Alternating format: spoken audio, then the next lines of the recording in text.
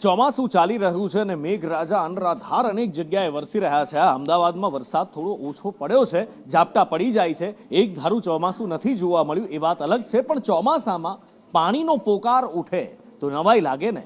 આવું જ અમદાવાદ શહેરમાં થયું છે અને એટલા માટે જ વિરોધ પ્રદર્શિત પણ કરવો પડ્યો હતો. પાણી સમસ્યાને લઈને વિરોધ કરવામાં સ્થાનિકોની સાથે સાથે આમ આદમી પાર્ટી પણ જોડાયા હતા. અમદાવાદના સરખેજ વોર્ડમાં આમ આદમી પાર્ટી દ્વારા લોકોનો અવાજ બુલંદ કરવામાં આવ્યો હતો અને મ્યુનિસિપલ કોર્પોરેશનની દક્ષિણ પશ્ચિમ ઝોનની કચેરીનો ઘેરાવ કરી પાણીની માંગ કરવામાં આવી હતી.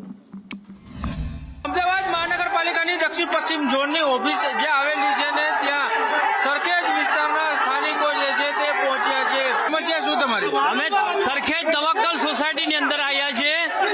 3 વર્ષથી છેલ્લા પાણી અમારી સોસાયટીમાં આવતું નથી, બિલકુલ પાણી નથી આવતું. પાણી માટે અમે ઘણી રજૂઆત કરી, કેટલી અરજીઓ કરી, પણ કોઈ કોર્પોરેશનના અધિકારીઓ છે ને એક નંબરના બિલકુલ હાવ સાંભળતા નથી. સરખેજના લોકો બધી સોસાયટીઓમાં નલ સે જલ યોજનાથી એ લોકો રજૂઆતો કરી રહ્યા છે.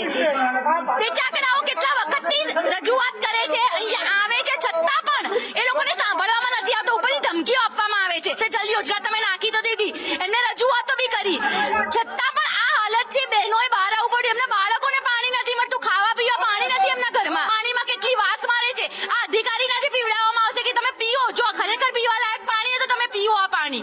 આ હાલત છે સરખેજ વિસ્તારની. કેમેરામેન કુંતલ મહેતા સાથે કશ્યપ જોશી, સંદેશ ન્યૂઝ, અમદાવાદ.